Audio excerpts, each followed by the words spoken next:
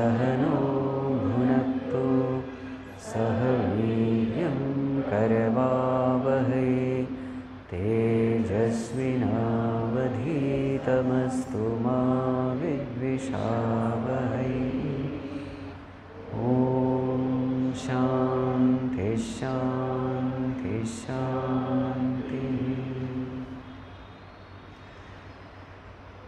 शंकरा चंद्रशेखरा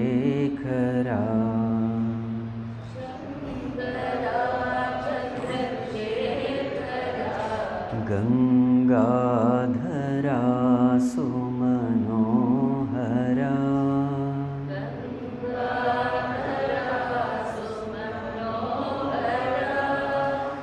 पाहि मां परमेश्वरा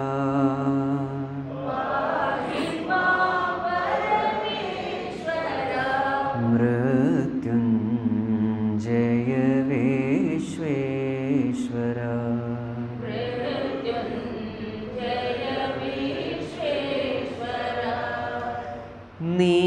नीलकंठ भालनेत्र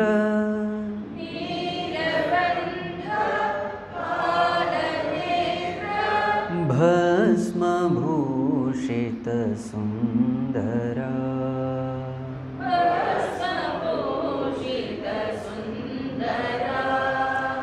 पाहि मां करुणाकरा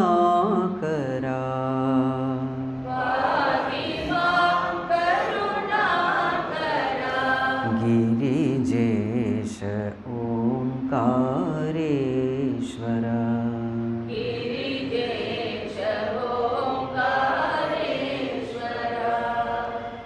शंकरा चंद्रशेखरा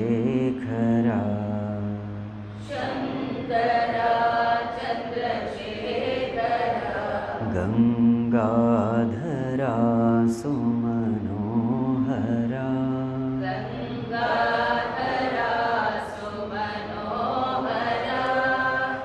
पाहि मां परमेश्वरा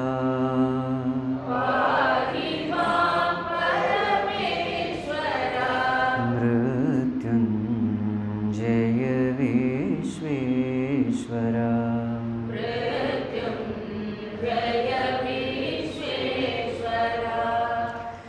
तांडव प्रिय जय नटेश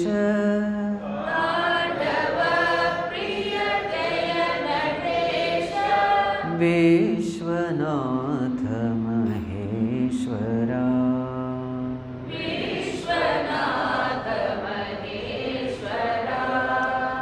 पाहि मां अभयंकरा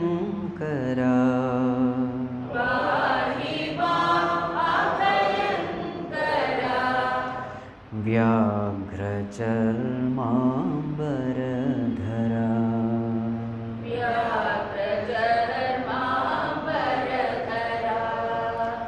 शंकरा चंद्रशेखरा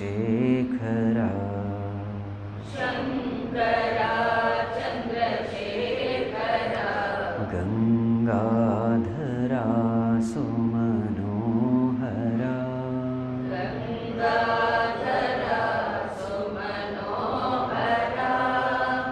पाहि मां परमेश्वरा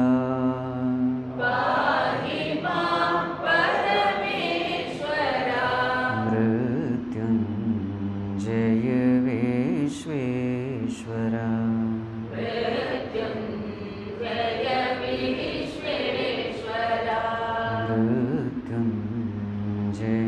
विश्वेश्वरा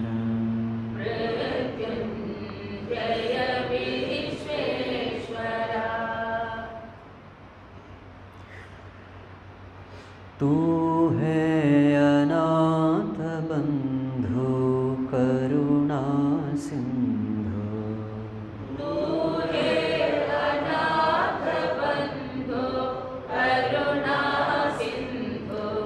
ओम गुरुदेव जय गुरुदेव।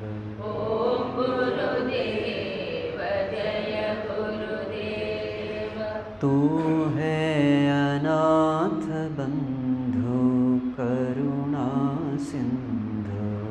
तू है अनाथ बंधु करुणा सिंधु।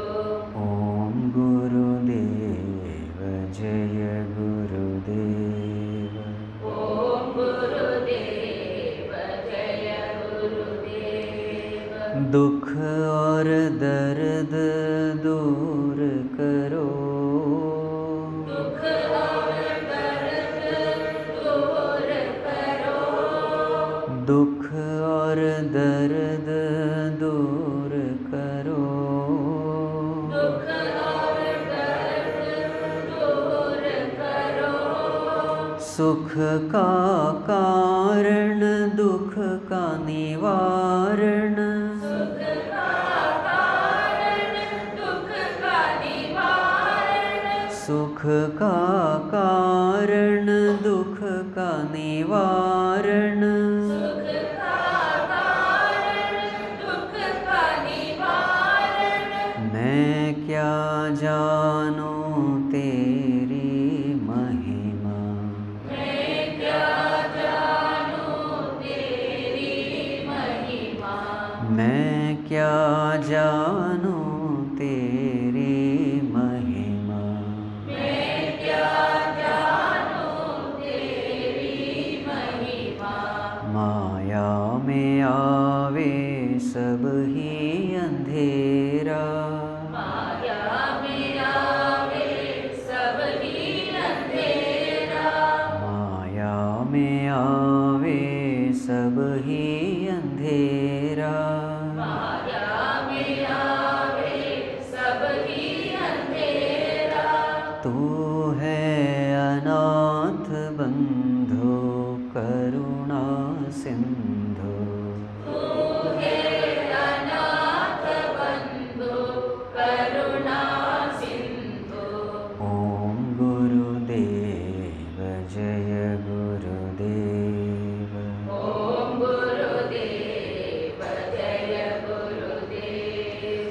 जन्म जन्म के दुख बिसराओ। जन्म जन्म के दुख बिसराओ। बंधन कोटि सूत्रास निवारो। बंधन कोटि सूत्रास निवारो। मैं क्या जानूं तेरी लीला। मैं क्या जानूं तेरी लीला। मैं क्या जानूं तेरी लीला। मैं क्या जानूं तेरी लीला। माया में आवे सब ही अंधेरा। माया में आवे सब ही अंधेरा। तू है अनाथ बंधु करुणा सिंधु। तू है अनाथ बंधु करुणा सिंधु। ओम गुरुदेव जय गुरुदेव। ओम गुरुदेव जय गुरुदेव। ओम गुरुदेव जय गुरुदेव। ओम गुरुदेव जय गुरुदेव।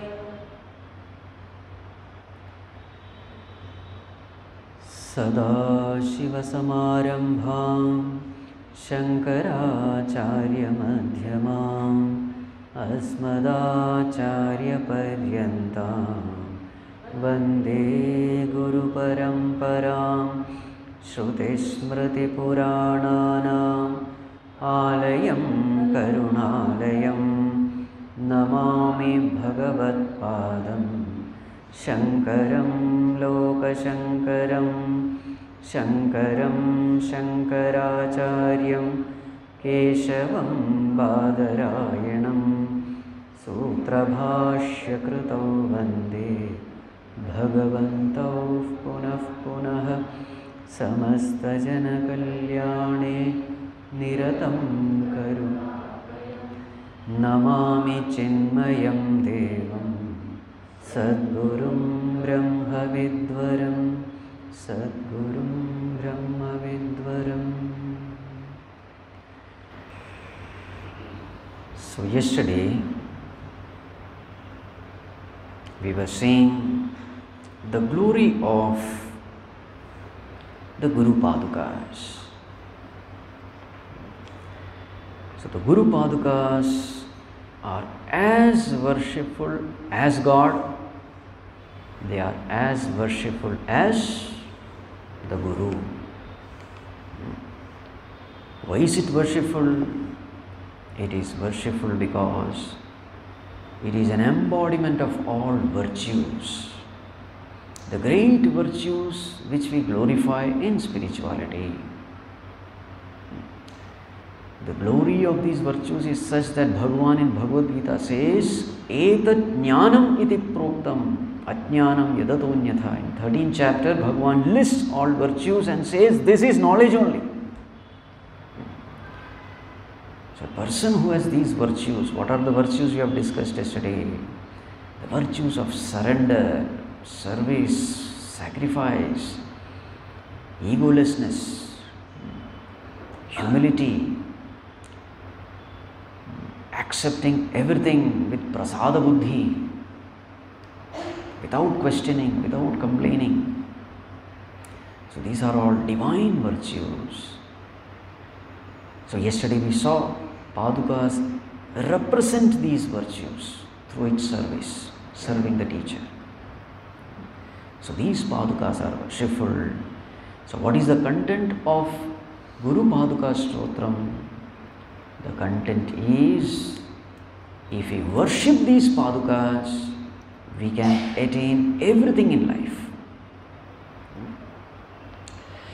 So if you see the whole Paduka Stotram, how many verses are there totally? There are totally 9 verses. For chanting, you can look at the back of this book. At the back, you will find all the verses put together. Okay? You don't have to go on going page after. Everything is put together here. Right. So, there are totally 9 verses. Now, in these 9 verses, if you find, the first verse is a bird's eye view of the journey of a seeker. From a samsārī to a Mukta Purusha. What is the journey? That is beautifully presented in that one verse, the first one. The next 4 verses, the content, the essence of those verses is, if you worship these Padukas, all your worldly desires are fulfilled. And the last 4, they talk about spiritual attainments. So whoever you are, whether you are an Artha Bhakta or an Artharthi Bhakta or a Jitnyasu Bhakta, if you can worship these Padukas, all your desires are fulfilled, whether it is worldly desires or spiritual desires. In the initial stages of devotion, we seek the world through God. That is the initial stage. So 5, 6, 7, 2, 3, 4, 5, these verses talk about fulfilling worldly desires through God. Through Padukas, of course. They are all one and the same. And the last 4, they talk about fulfilling the spiritual desires, gaining all the virtues necessary for liberation through Paduka Pūjā. So this is how the whole Stotram is divided. So now we will take up the first one. The first one is the essence of the entire spiritual journey. So let us chant, repeat once. Ananta samsāra samudratara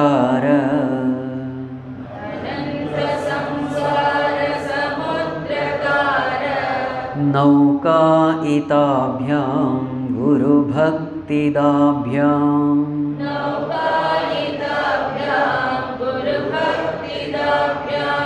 Vairagya Samrajyada Pujanabhyam Namo Namah Shri Gurupādukābhyam Namo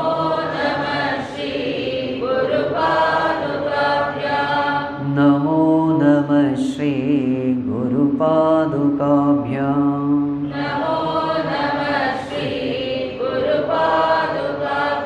Together Ananta samsāra samudratara Naukāritābhyam Gurubhaktidaabhyam Vairagya Samrajyada Pujanabhyam Namo Namah Shri Gurupādukābhyam Namo Namah Shri Gurupādukābhyam. Yes. Namo Namaha. Prostrations. Time and again and again, my prostrations. One Namaha is enough, but there are two Namahas. Meaning, any number of Nama is not sufficient.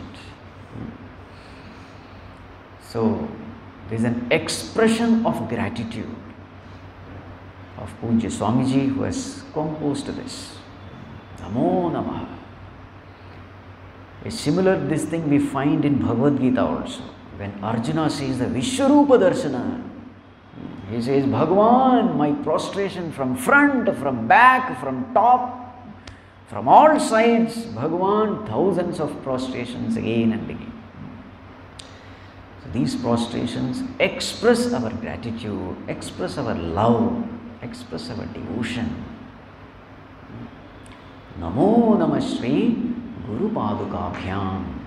So this bhyam means it's a dual case in Sanskrit. So to both the Padukas. So what are these Padukas? This is Gurupādukā. The Padukas who are serving the Guru. My prostrations unto both of you. But what is so great about these Padukas? So the greatness of Padukas, because of which this poet, this Swamiji, this author is so much grateful. The greatness is described throughout this Paduka Stotram. So what are the reasons for which you are prostrating? Why are you so grateful?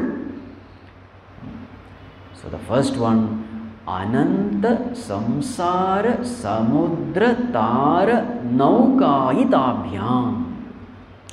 So whenever you want to understand this one word, normally in Sanskrit you will find a huge word. So you start from the last and then go towards the first. This is how you try to understand the meaning. So what is the last word? The two Padukas, they are like Nauka. Nauka means what? Boat. Even ship is also called Nauka only. So in this case, ship, let us say. Nauka. Nauka for what? Tara Nauka. The boat, the ship to cross over. Tara, to cross over. Cross over what? So you keep on asking questions and you keep on getting answers. Go back and you keep on getting answers for it. Crossing what? Samudra Tara Nauka. So these two Padukas, they are the ship to cross over the ocean. Ocean of what? Samsāra Samudratara. The ocean of samsara, ocean of transmigration.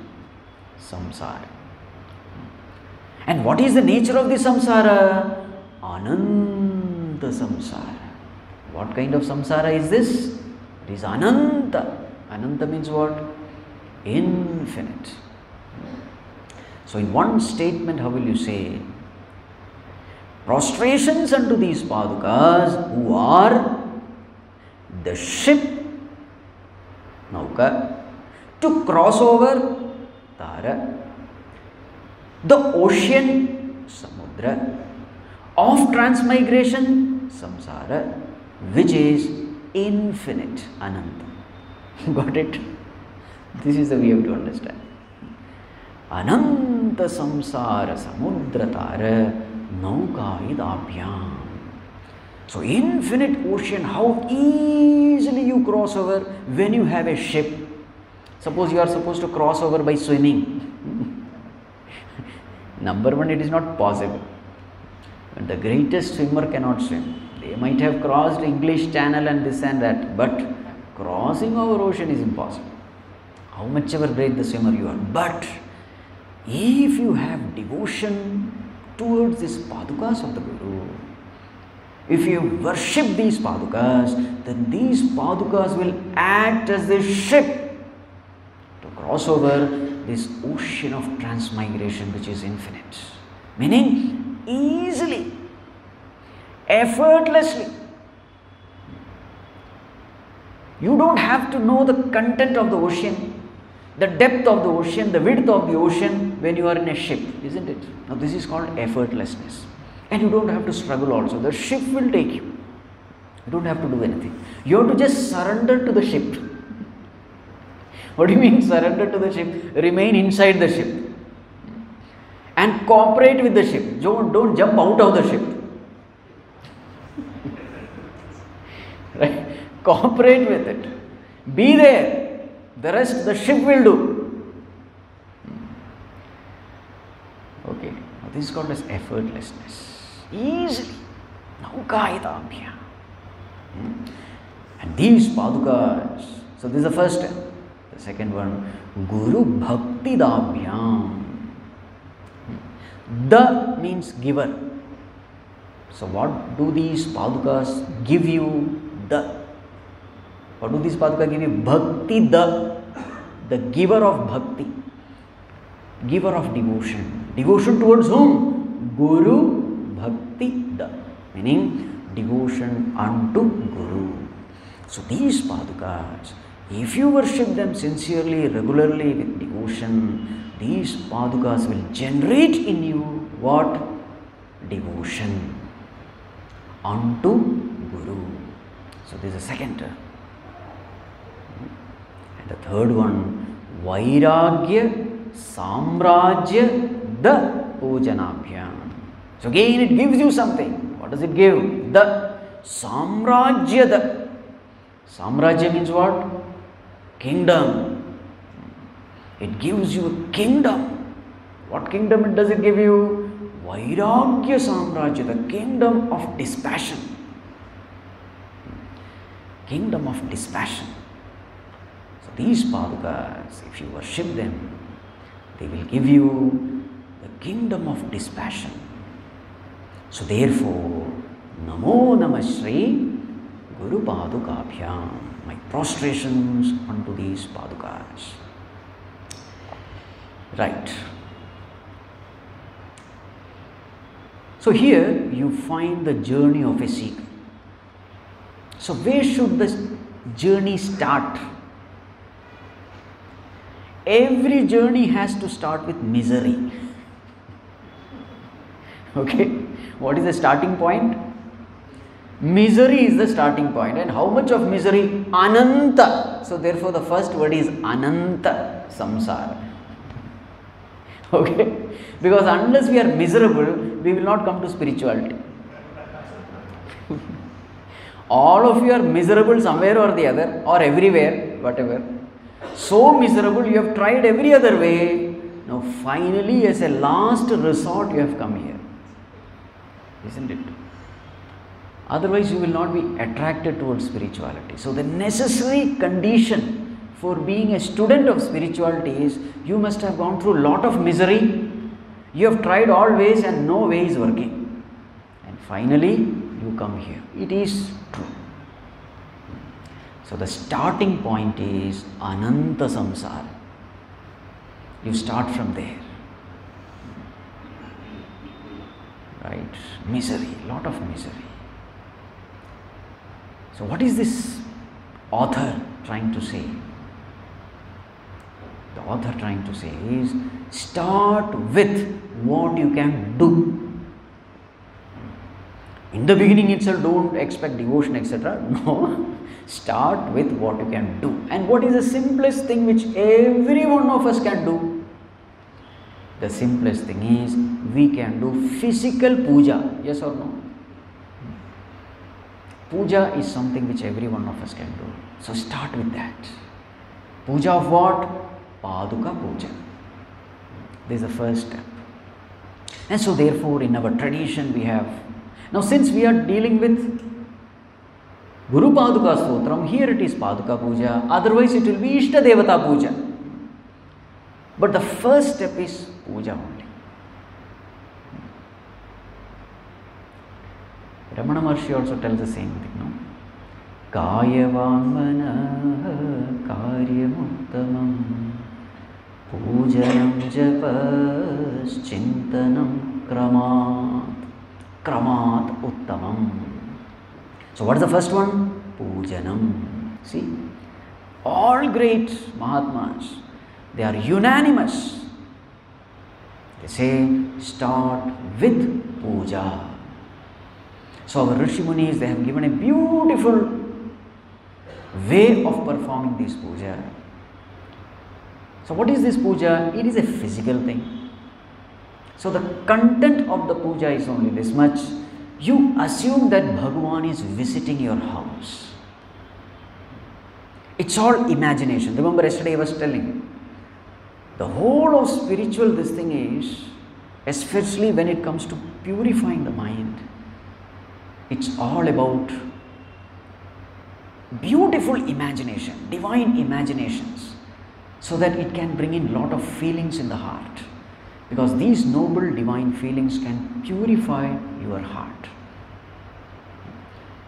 So when you do this Paduka Puja, this puja we will discuss it later. So let us first see the journey. So when we do this puja, what happens is, when you are sincerely doing it, now it is a physical thing, so every one of us can do. Physical thing is something which all of us can do. Because controlling the body is very easy. Doing something at physically is very easy. Doing something mentally is difficult. So start from there. Are you miserable? Fine. Do something which you can do. So what is the first thing which we can do? Gurupādukā Pūjā. In this case, Gurupādukā Pūjā. Right. What happens when we do Gurupādukā Pūjā? This puja purifies the mind. Purifies the mind.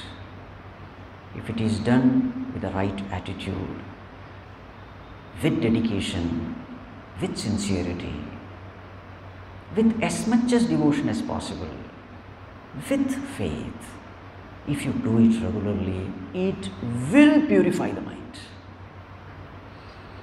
And what happens when the mind is purified? When the mind is purified, Gurubhakti Dabhyam will happen. What is Gurubhakti Dabhyam? See, when the mind is purified, a pure mind has a tendency to get attracted to everything that is good. It's a law. What did I say? A pure mind has a tendency to get attracted to everything that is good. This is the definition of a pure mind. So therefore, what will be the definition of an impure mind? The tendency of the mind to get attracted towards everything that is evil, that is bad, that is ignoble. Right? So here the author says the first step is not searching a guru or something. The first step is developing some purity of mind so that you will recognize the greatness of a guru. Because if your mind is impure, what will happen? A great Guru may come, but because of your own impure mind, you will reject that Guru as a good for nothing fellow. Because every Guru has to come in a human form.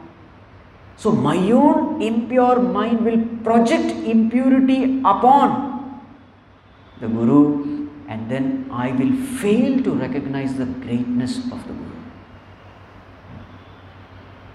Right? So what is the first step? Purifying the mind. And what is the best way of purifying the mind? Paduka Pūjā. The first step. So in Paduka Pūjā, what do you do? Just like Ishtadevata Pūjā, there is a Shodashopachara Pūjā. You assume. Like for example, Ishtadevata Pūjā. What do? You assume that Bhagavan has come. Dhyayami. You meditate upon that Lord. Then you have that beautiful form of the Lord. Then you look at that beautiful form. Then Bhagavan has come all the way from far distance, Vaikuntha, etc. So you make Bhagavan to sit there. You see? And then you wash his feet. Then you apply some kumkum chantan, etc. Then you offer some flowers. And then you do some arati. Bas, that's all. And then you say, Bhagavan, I don't know who you are. You are an infinite being, and I don't have that qualification to meditate upon your true nature. I don't have the qualification. But Bhagavan, this much I can do. I will imagine, I will assume that you have come, and I will treat you well, just like I am treating a noble guest. So with this imagination, you start doing this puja. And you will be amazed to the extent you are sincere, you are dedicated to this simple step. You will be amazed how Bhagavan starts responding to this puja. You will be amazed because he is the one who is there in the heart. He knows everything, all the feelings, etc. You will start seeing response when you become regular in this puja. There's a beautiful story. Moses, who is considered to be, a prophet. So he was walking, and there he finds one shepherd. So he was praying to the Lord. Oh Lord, if you come, I will comb your hair. I will polish your shoes. I will give you hot milk, fresh milk for you to drink. This was the way he was praying to the Lord. With a very pure heart. I will comb your hair, I will polish your shoes, etc. So Moses was hearing this. He said, hey, fool, this is the way to pray? That Lord who is omniscient, omnipotent, etc., he wants your combing hair, etc. Is this the way to pray? There is a way to pray, etc. And he started teaching him the ways to pray, etc. That poor shepherd was really frightened. Then Moses felt that he has done a really wonderful thing. He has reformed an evildoer. And then as he was coming back, he felt an intense conscience prick. So he immediately, conscience prick is something, is the voice of God. So immediately he gathered himself, sat for meditation, and then he heard the voice of God. He was supposed to be a prophet. So God spoke to him. I have sent you to bring people towards me, and what are you doing? You are sending away people from me. He was praying with a pure heart. That prayer is much more dear to me than the prayer which you have taught him. So the point is this: as much as we can become simple and humble and innocent while praying, what is needed is not meditating upon God and all that. Who are we to meditate? We fools with impure mind and slave of kama, krodha, etc. What meditation can we do? So therefore, let us accept with all humility our helplessness in meditating upon the Lord. Start with this humility. Oh Bhagavan, I am a nobody to worship you, to meditate upon you. No, I don't have the qualification. But yes, this much I can do. I can imagine that you have come. I can do some small service. With total humility, this much I can do. So Bhagavan, please accept my worship. If this much we can do, you will see amazing results. So here we are discussing Paduka Stotram. So therefore, in the same way you assume that Guru has come and you are worshipping him. You are washing the feet. Those Padukas you wash. With this imagination that you are washing the feet of Guru. Then you apply some chandan kumkum. Then you apply some garland. You do some arati with that feeling that Guru himself has come. If this much you can do. Now tell me, is there anyone who cannot do this? What are you asked? You don't need any qualification, really speaking, isn't it? Bhagavan, I am a nobody. I don't have any qualification. This thing is something which I can do. I do it. Please accept this. If this much you can do, you will find over a period of time the mind starts getting pure. In the beginning it may be a mechanical thing, but slowly involve more and more of your emotions in it. Infuse this ritual with more emotions, more feelings. Start talking to the Lord. Start talking to this Gurupādukās. Then you will start seeing the results. And what is the first result? The first result is mind becomes purer and purer. And what happens when the mind becomes purer? What is the law I said? A purer mind gets attracted towards everything good and noble. This is the nature of a pure mind. Right? So naturally, now it is the Lord who has to supply Guru for you. You have been worshipping these Padukas with great devotion, etc. Now it is Bhagavan's responsibility to expose you to a Guru who is fit for you. At the right time, this also will happen. Because when you are doing this Paduka Puja, you are expressing your desire for a Guru to the cosmos. And the law is, whatever desire comes from the depth of your heart, the cosmos has to fulfill that desire. The Lord who is running the cosmos has to fulfill that desire. Are you able to follow?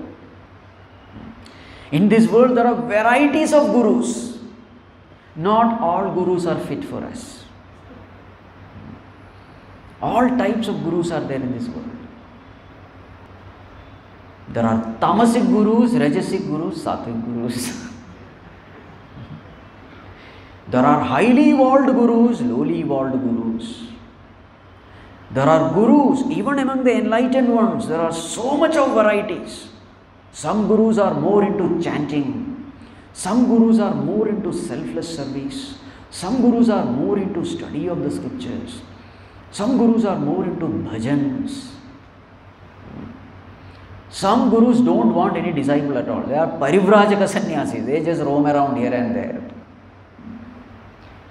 So see the variety of gurus in this world.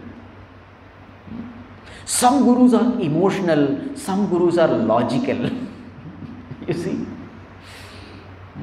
So you just can't have just any kind of guru for you. No. You have a particular personality makeup. You have certain set of vasanas. For that certain set of vasanas, a particular guru alone can do. He alone can help you. Not every guru can help you. You see. So therefore, I cannot choose my guru because I myself don't know who I am and what all kinds of weaknesses, inclinations, tendencies I have. I don't know. So how can I choose my guru?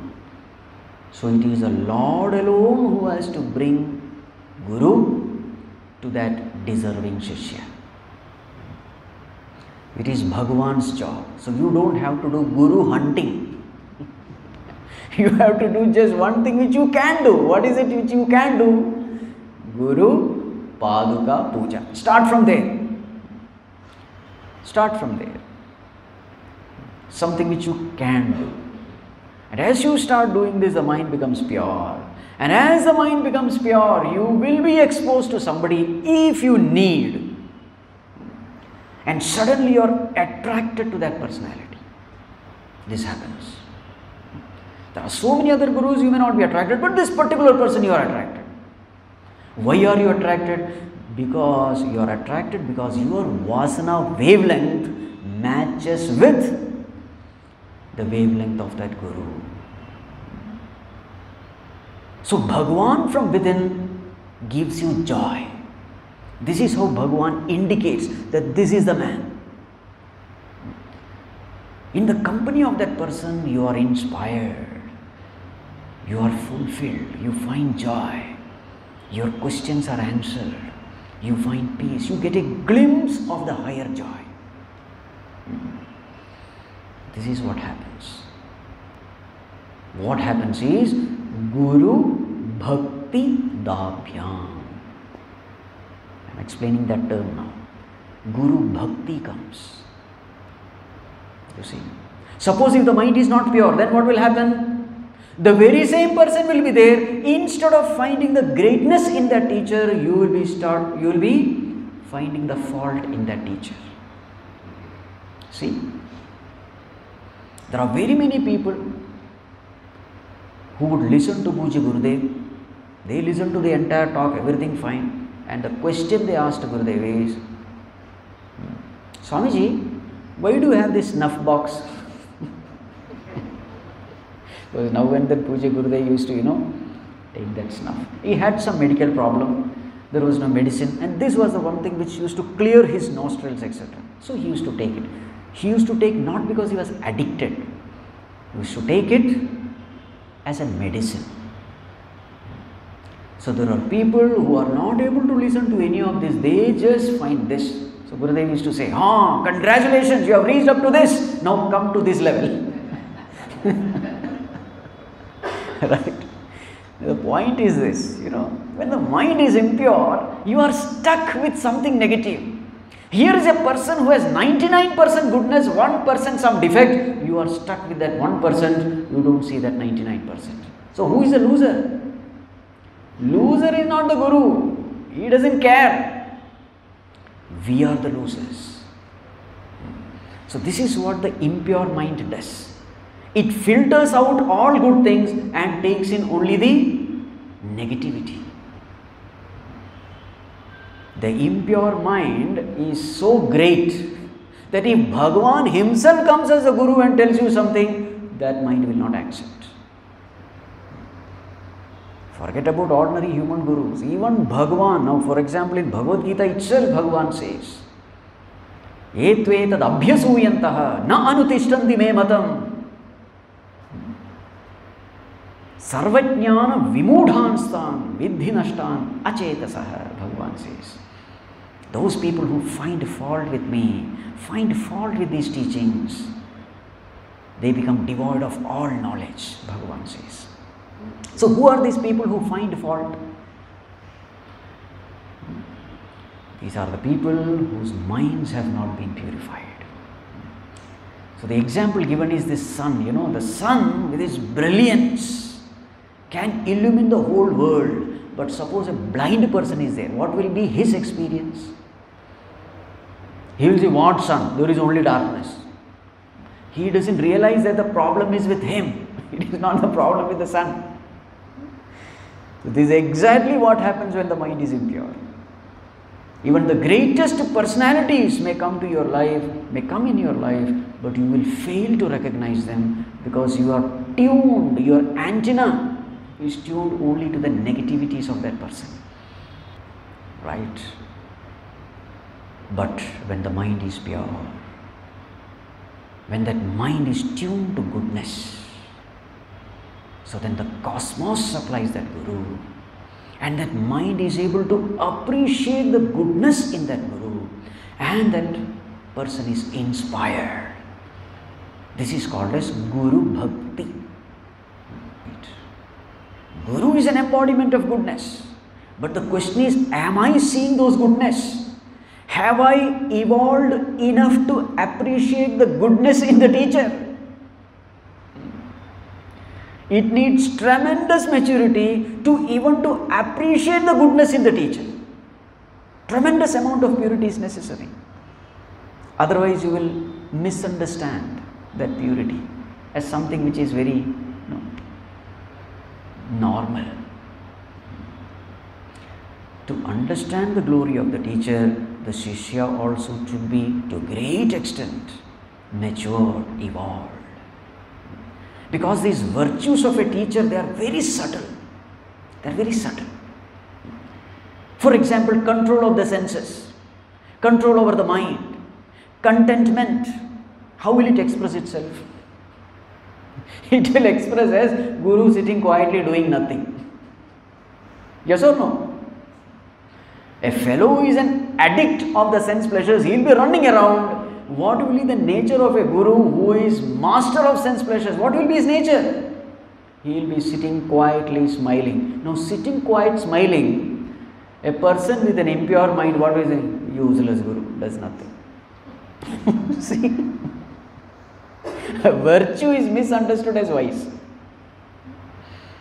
So that's why he said, these virtues are so subtle, even to appreciate in a person, that person must be really evolved.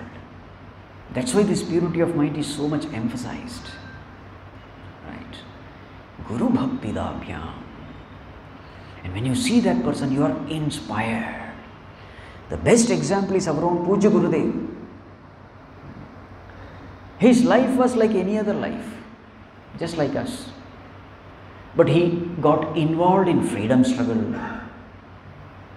Now see, freedom struggle is something which will purify your mind. Why? Whenever you do something for the welfare of the totality, it purifies the mind. It's not necessary that you have to do the Paduka Puja only. No, not necessary. If you can do some selfless service for the welfare of all, if you can do something, that also purifies the mind. So Pūjya Gurudev as Balakrishna Menon, he was involved in this freedom struggle. Now freedom struggle is something where you take pain for the welfare of the samashti, isn't it? Freedom is for the country, but you risk your life, you sacrifice, you go through a lot of pain and suffering, not for yourself, but for the welfare of the nation. So such acts purify the mind. He had undergone a lot of physical inconveniences to such an extent that there was a time when he was going to die in jail. So police, they thinking that this fellow will die inside the jail only and it will become a big case, etc. They threw him some nearby road or something. From there, by God's grace, he was saved. All such stories, you know it. So then, Pūjya Gurudev, as Balakrishna Menon, he was a journalist. So somebody was praising Swami Shivananda. At that time, Swami Shivanji Maharaj was a very famous saint in India, in the Himalayas, in Rishikesh. So somebody was praising Swami Shivanji Maharaj. So at that time, Gurudev was an atheist. Remember this? He was an atheist. And he had this, he was a chain smoker also, as a journalist. So he went there. He went there not to, fall at the feet of Shivanji Maharaj. See, he went there to write a critical article. How these Swamis, useless fellows, they eat from the society and they don't give back anything to the society. They are like leech. That's what you take but you don't give.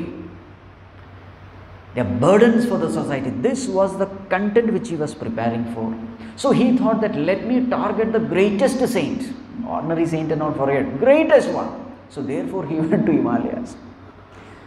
And there was this ashram, Divine Life Society of Swami Shivanji Maharaj. But when he entered the ashram, he was stunned. I am just narrating to you how Guru Bhakti comes. The ashramites, they were getting up early in the morning in Brahma Muhurta time, 3:34 a.m. that itself was a shock for him. Indulgent people, they get up at, now you fill up. Nowadays 10 o'clock itself is too early. Just imagine getting up at 4 o'clock. Ashram is buzzing with activity. People would come, they take bath in the river, that cold water, no hot water, etc. Then they do their japa, dhyana. Then satsangs happen, then yoga, pranayama, etc. And after that, breakfast. And breakfast also praying to the Lord, taking it as prasad of the Lord. And then everyone would get busy serving the world. So patients used to come and they would be treated with medicines. Shivanji Maharaj himself was a very famous doctor, so he knew the simple medicines which can treat these common diseases. So people would be busy in all departments. There was a printing press also, so many people are working there, cleaning the ashram and this and that, all books were printed. And they were all working selflessly. They were all working not for pay, free of cost. Selfless service. He was amazed. And all of them very cheerful. No, what do you call that? There is nothing called anger and shouting and yelling, nothing. Happily they were working. Selflessly they were working. There was this joy and enthusiasm. Everyone was trained to see the Lord in others. There was forgiveness, there was compassion, there was service. He was amazed. And Swamiji himself, an embodiment of all these noble virtues. He was such a humble person. It is said that Swami Shivanji Maharaj used to be the first person to bow down to a devotee. You see, he used to bow down to the devotee because he used to see Bhagwan everywhere. He used to see Bhagwan in the trees. Even in donkeys also it is said there. He used to see Bhagwan only. There are so many stories of Shivanji Maharaj, you can see. There was a person who came to kill him also. Swami Shivanji Maharaj forgave him, gave him lot of books, a Japamala also, blessed him and sent him. That was the kind of personality Swami Shivanji Maharaj was. Very humble, down to earth, ever ready to serve. It is said he used to carry medicine, some basic medicines in his pocket, and he used to wait. Some temple used to be there on very top of the mountain. He would wait there. If some old person is finding it difficult to climb, he would carry.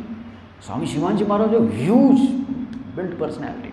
He used to carry these devotees, old people. He would massage his feet, and whatever milk he had, he would give them. He was a great personality. So an embodiment of what you call humility, embodiment of devotion. And he is the one who has written so many books on Raja Yoga, Bhakti Yoga, Jnana Yoga, Kundalini Yoga, Japa Yoga, how many books? So, Pūjya Gurudev as Balakrishna Menu, he went through all those books. He was amazed. The kind of knowledge he had, that contentment, that control over the mind, and that joy. He was an embodiment of goodness, and that goodness was seen in all the people living in that ashram. So he was the first inspiration for Pūjya Gurudev. Now he found that he was the only one with this, cigarette in hand. Just imagine.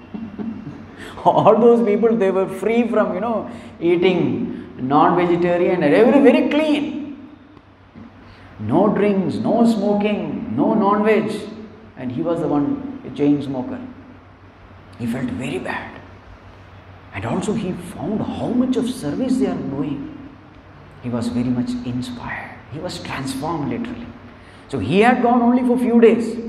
I will just find out, get a quick interview from the Swamiji and write my masala.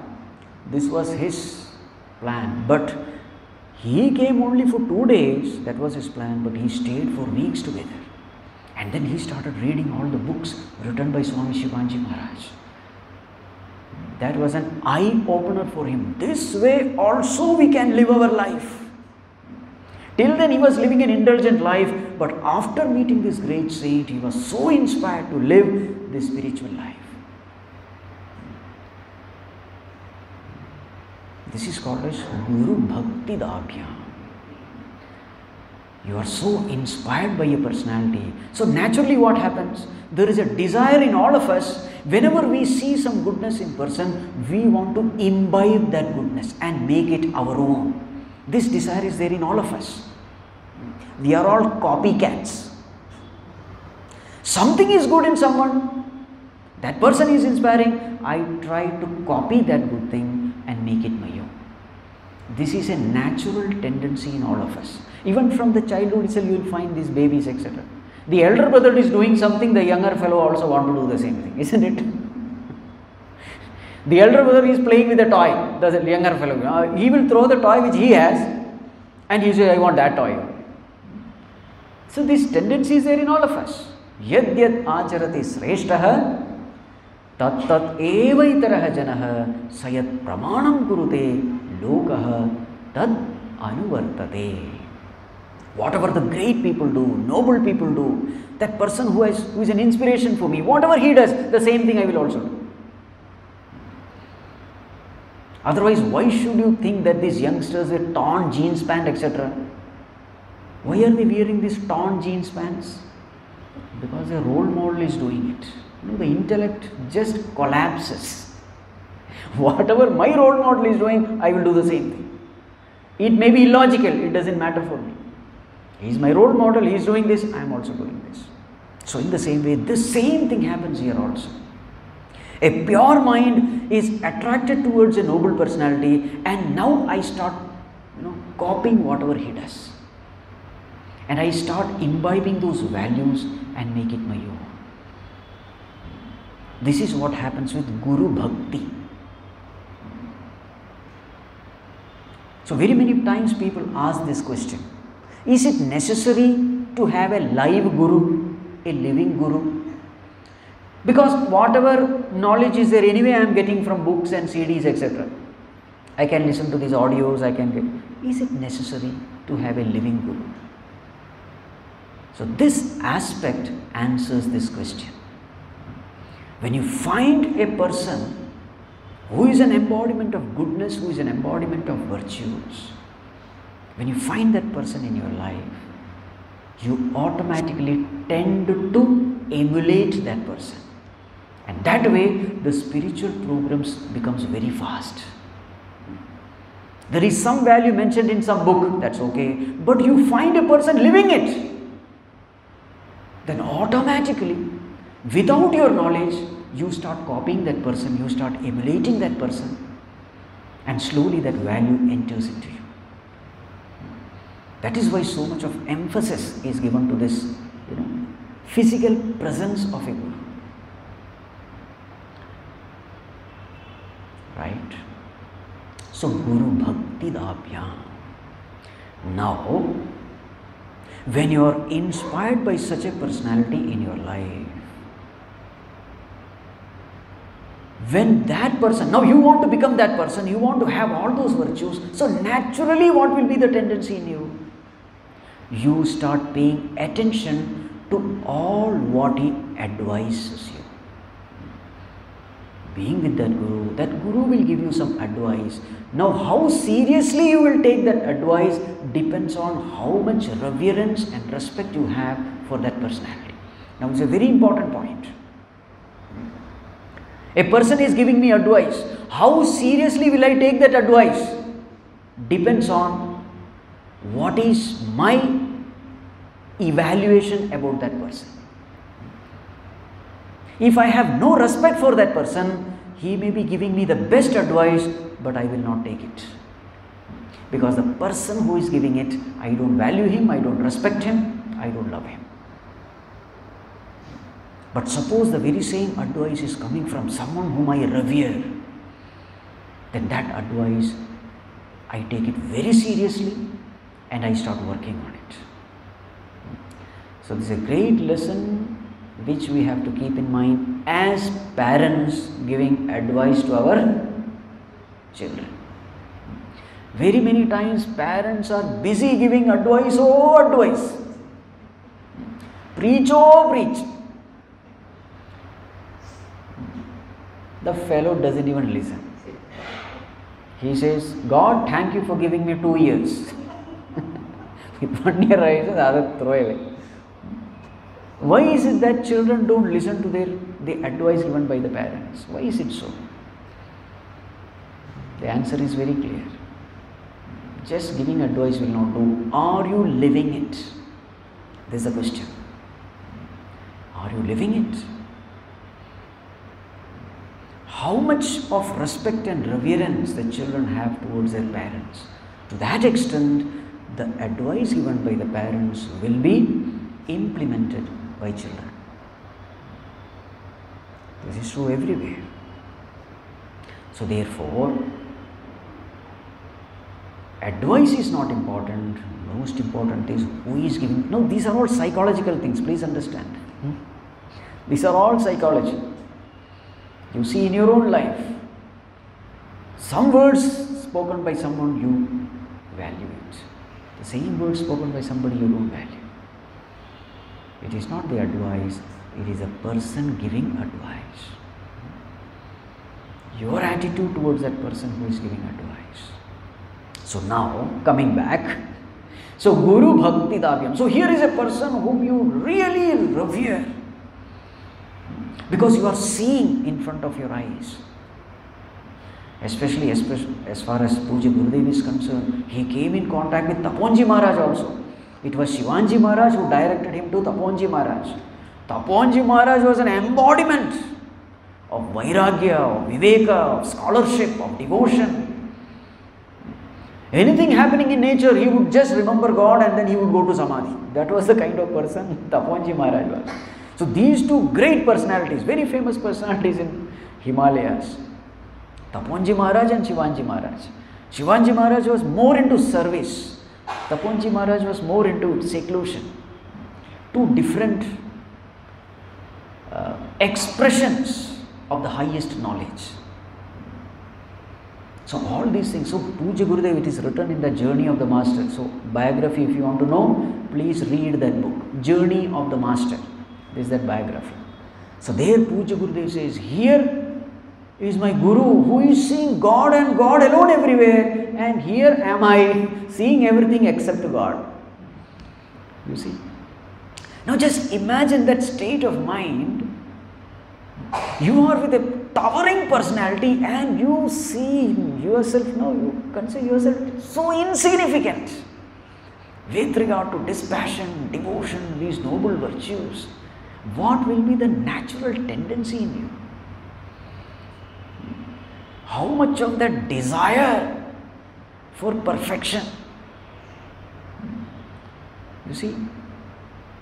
Are you able to understand what I am saying? Here you are with a person who is an embodiment of all goodness, and when you look at yourself, you appear to be puny little nothing. Then what happens? Then there is an intense, that's called as mumukshutva, intense desire. This way will not do. The way I am living, no, it will not do. I must be like that. And then you start working hard on yourself. Your sadhana becomes very intense, single-pointed, dedicated. You know, in electronics, there is a concept. I don't know how many of you will even understand it. There is one device called capacitor. It charges. Capacitor.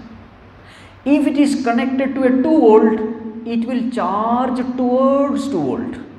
And then it finally ends. It won't reach 2 volts, it will reach some 1.99 or something. It reaches. If it is connected across 5 volts, charging will be faster, and it will slowly charge up and reach around 4.98 volts or something. If it is connected around 100 volts, it will be charging fast and say, for example, 98 volts or something. You understand what I am saying?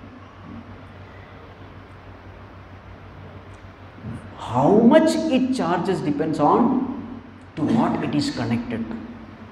In the same way, our life also same thing happens. When we are coming in contact with some great personality, then suddenly the desire becomes very intense and there is a deep guilt feeling in us. What am I doing with my life? Look at this man and look at me.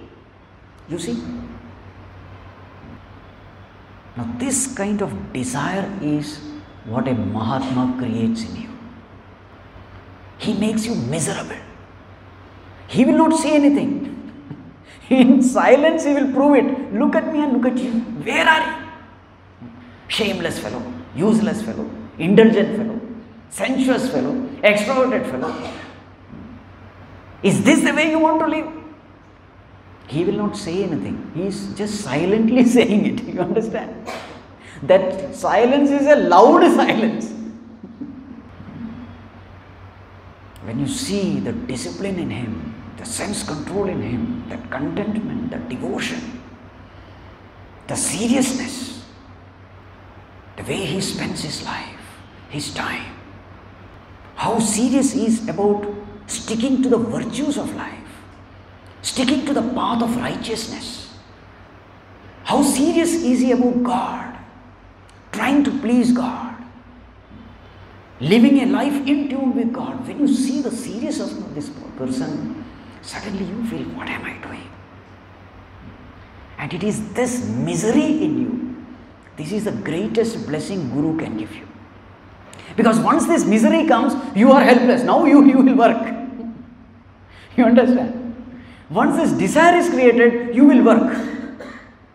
So the greatest blessing of a Guru is he creates that desire in you. Desire for moksha, desire for vairagya, desire for devotion, desire for God. This is what Guru does.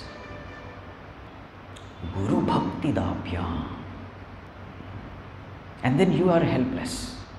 In presence of such a Guru, you are just helpless. You will be miserable. You will have sleepless nights. Even when you are sleeping, you say, what am I doing? Look, I am sleeping and he is meditating and I am sleeping. Your sleep will come down. Your eating habits will change. All your addictions will just evaporate. Because suddenly you remember your Guru. Look at him. What is he doing and what am I doing? You see, every time you compare yourself and you become miserable. And immediately you give up all this. See how quickly you come out of addictions. How quickly you come out of wrong habits. And this is exactly what has happened to Pūjya Gurudev. Chain smoking, everything gone. That few years of exposure to Mahatmas, what a big change. What a big change. Words cannot explain these things. I know I am failing by using these words, but I don't mind failing, even if it can create a little bit of impact. So that's why Bhagavan Shankaracharya says in Viveka Chudamani, coming in contact with a Mahatma, it is very, very rare. So such Mahatmas are rare. And if at all such a thing you get, and if you are really inspired by him, that is also important. Very many times we come in contact with Mahatmas, but we don't know that he is a Mahatma. Because our mind is impure, remember. Who is our villain? Our own mind. Atmaiva hyatmano bandhuhu, atmaiva ripuratmanaha. My worst enemy is my mind. My indisciplined, impure mind. My best friend is also my mind. See, that pure mind, when I am exposed to a great personality, it is the very same pure mind which says, look at him and look at you.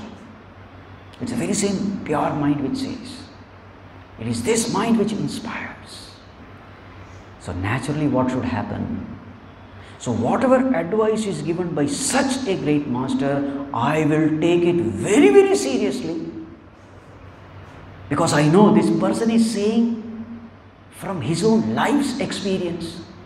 He is not blabbering.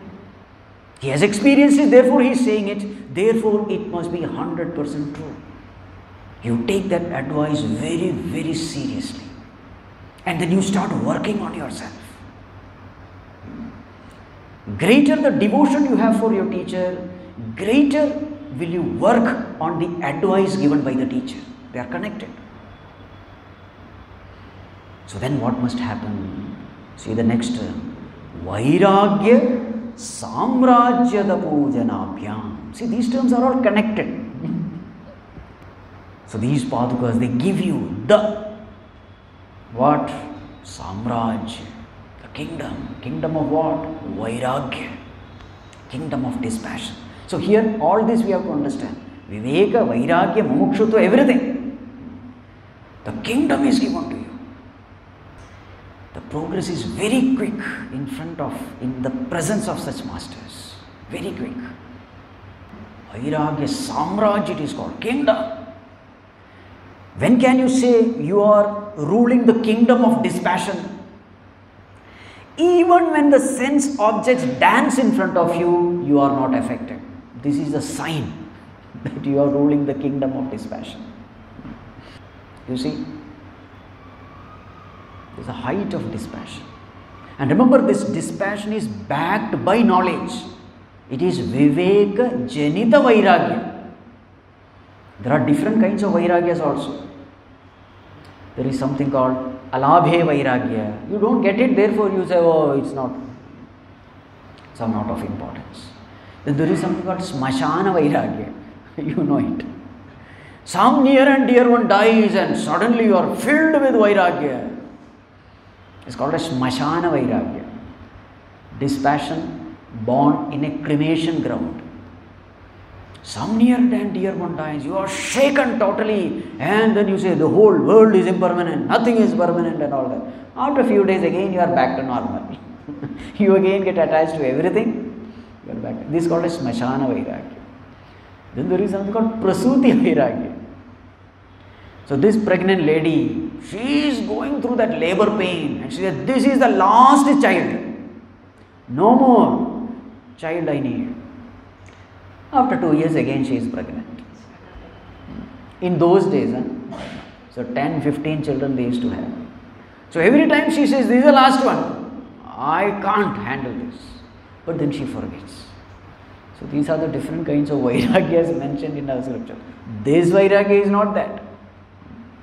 Vairagya Samrajya means what? It is a Viveka Janita Vairagya. Viveka Janita Vairagya means what? Even when that sense object is in front, he is not seeing the pleasure of that object, he is seeing the pain after indulgence. He is not seeing the pleasure of indulgence, he is seeing the pain after indulgence. So what is he seeing in front of this? When the sense object is in front, he is not seeing the pleasure, he is seeing pain. That is called as perfect vision. That is called a pure mind. The pure mind sees things as it is. What does the impure mind do? Impure mind is stuck up in the initial pleasure and doesn't see the final pain. Every sense pleasure is like this. Agre amrutopamam pariname visham. In the beginning it is nectarian. But in the end, it is like poison. Every sense pleasure is like that. An impure mind is stuck in that pleasure, initial momentary pleasure. It is not able to penetrate and see the end and see the pain in the end. What does a pure mind do? It sees the pain only. Such a person, we can say, he is ruling the kingdom of dispassion. Because that dispassion is born out of viveka, discrimination. He knows it is nothing but pain. And that is why we revere and adore Nachiketa so much. He was literally ruling the kingdom of dispassion. Bhagavan Shankaracharya himself, before starting the commentary of Kathopanishad, he prostrates not only to Yamaraj, the teacher of Brahma Vidya, he also prostrates to Nachiketa, the student. And this is the only instance where he has done this. Prostration to the student also. Om Namo Bhagavate Vaivasvataya Mrityave Brahma Vidyacharyaya Nachiketa Secha. This is how the commentary begins of Bhagavan Shankaracharya. My prostrations not only to the teacher but to the student also. Who is the student there? Yamaraj is the teacher and the student is Nachiketa. So what was the kind of expression of his devotion? So he asked 3 questions, and the third question was this. As you all know, is there life after death? Is there something other than this birth, death, etc.? Is there a higher reality? So at that time Yamaraj says, please don't ask that question. You ask anything else, I will give you. Don't ask that question because it's a very difficult answer, very subtle answer. It's possible that you may not even understand. I may explain to you. Why are you losing your bone? I will give you a lot of things. And then there's a big list. I can give you as many years as you want. You can live. As long as I am there, you can live. Hundreds of years you can live. Shatayushi, Putra, Pautra, Anvranishwar. You ask. Children, grandchildren, wealth, kingdom, power. You ask whatever you want. I will give you everything. Lordship over entire earth, I will give you. Oh, you are not satisfied with this? I will give you this apsaras. They will entertain you. What is it that you want? Ask. I will give you. Nachiketa was absolutely unaffected. He said, Shobhava martyasya yadantagaitat sarvendriyanam jarayanti tejah api sarvam jeevitam alpameva tavaiva vaha tavanritigite. Everything you keep it with you. I don't want. All this, whatever you are offering me, they are all impermanent. It will only drain the vitalities of the body and the senses. It will only destroy me. You may think it is pleasure, happiness, etc. No, it is not. It is misery. So keep all that with you. I want this only. And Yamaraj becomes so happy listening to this. Yamaraj says, Nachiketa, if only all students are like you. In fact, I see the qualification necessary for Brahma Vidya. You have much more qualification than me. Even I was tempted by these pleasures, and that's why I have become Yamaraj. I am in the Swargaloka, Yamaraj, etc. because I was tempted by these pleasures. But you have transcended all this. Hats off to you. Know for sure, now itself. Whatever you are asking, will get it. You will gain this self-knowledge easily, effortlessly. The doors of the kingdom of God is thrown open to you. It's very easy for you. So this way, one chapter is dedicated for praise of Nachiketa by Yamaraj. Can you imagine? Then after that, the whole thing begins. What I am trying to say is Vairagya Samrajya. So whenever we listen to these things, we remember Nachiketa only, Vairagya Samrajya. So, in the presence of such a Guru, what happens to the Shishya? He develops that Vairagya. He gets Viveka, Vairagya, Mukshuttam, all these virtues go in him. And then what happens? Such a person, when he sits at the seat of meditation, what happens to him? Will his mind wander? Absolutely no. Wandering mind shows weakness in Vairagya. The mind is wandering the world because mind wants the world. And what is Vairagya? Desirelessness towards world is Vairagya. So at the seat of meditation, this devotee is very easily able to withdraw his mind from the world, from the BMI. The mind just listens to him. Absolutely disciplined, obedient, pure, silent, quiet. He withdraws the mind effortlessly. That withdrawal is happening because of Vairagya Samrajya which he is ruling. And what does he do with that mind? He easily fixes it upon the Lord, the pure consciousness within. He doesn't find it difficult. Why? Because there is bhakti there. To the extent you have Guru Bhakti, to that extent you will have Ishvara Bhakti also. Both are one and the same. To the extent you love God, meditating on God becomes very easy. What you love, you can easily, effortlessly meditate upon. So now here is a person who is able to withdraw the mind from the world easily because of his Vairagya. He is very easily able to fix his mind upon the Lord because of his Bhakti, because of his Viveka. He is able to firmly establish himself in that consciousness, that Satchidananda Swarupa. The mind gets rooted there, riveted there. It's called as firm abidance. And then in that state he comes to know. What does he know? I am not this body, I am the witnessing consciousness, witnessing the body. There is absolute disidentification from the BMI. There is absolute identification with consciousness. And what is the nature of consciousness? It is Satchidananda Sarupa. It is infinite. It is immortal. It is blissful. So once you are able to abide firmly in that, that knowledge dawns upon you that you are not the body, you are the pure consciousness. And when you come to know that, you come to know, all this transmigration, the samsara, punarapi jananam, punarapi maranam is for whom? Is for the jivatma, is for that BMI, is for that PFT. I have nothing to do with that. I am that Om. You see, I am not this body. I am that consciousness which is ever there. It has nothing to do with the body at all. So then what happens? Taranam happens. Crossing over happens. Crossing over what? Samudra taranam. Crossing over the ocean. Ocean of what?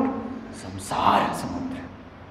He crosses over the ocean of transmigration. He comes to know there is no transmigration for me. He effortlessly, nauka. Sanchita karma may be a mountain heap. But now, the moment he disidentifies with that Jivatma in him, with the BMI in him, once the disidentification happens, now there is no Jiva Bhava. All that Sanchita karma, Prarabdha karma, Agami karma, everything is for the Jiva only. He comes to know I am not Jiva, I am that Supreme Paramatma. Aham Brahma Asmi. And once that knowledge takes place, there is no rebirth, there is no redeath. Now this is called crossing over the ocean of transmigration. So everything started from where?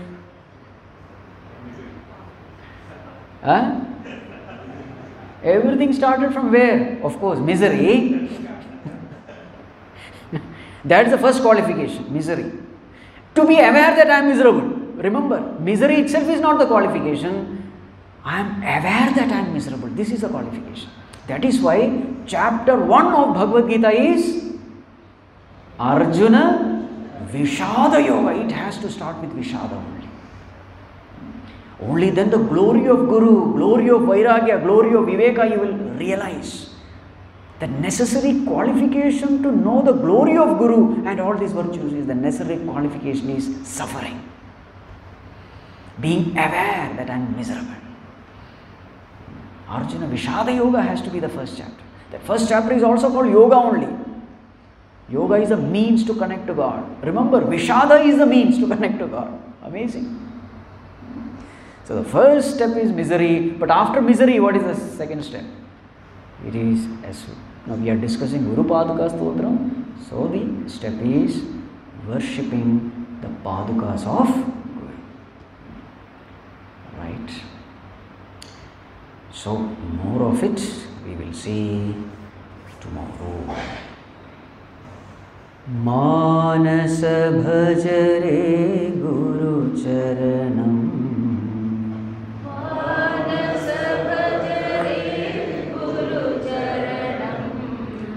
Dostar bhava sagar taranam.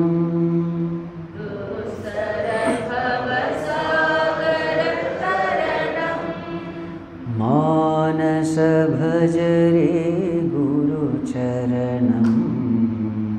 Manas bhajare Guru Charanam.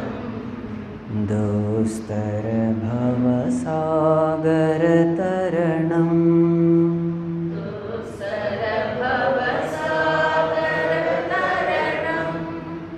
Guru Maharaj, Guru Jai Jai. Guru Maharaj, Guru Jai Jai. Swami Nath Sadguru Jai Jai. Swami Nath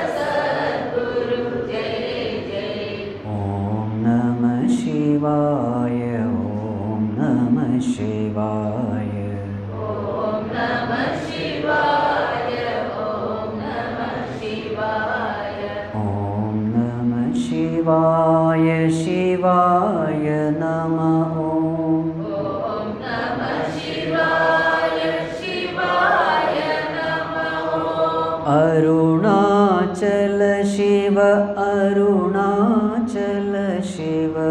Arunachala Shiva Arunachala Shiva. Arunachala Shiva Aruna Shivo. Arunachala Shiva Aruna Shivo. Om Namah Shivaya Om Namah Shivaya. Om Namah Shivaya Om Namah Shivaya. Om Namah Shivaya Shivaya Nama Om. Om Namah Shivaya Shivaya Nama Om. Manasa Bhajare Guru Charanam. Manasa Bhajare Guru Charanam. Dostara Bhava Sagara Taranam. Dusara Bhavasagar Taranam. Dostara Bhava Sagara Taranam. Dusara Bhavasagar Taranam. Om Sarve Bhavantu Sukhinah. Sarve Santu Niramayah. Sarve Bhadrani Pashyantu. Ma Kaschid Dukkha Bhag Bhavet. Asato Ma Sadgamaya. Tamaso Ma Jyotirgamaya. Mrityorma Amritam Gamaya. Om Shanti Shanti Shanti. Hari Om.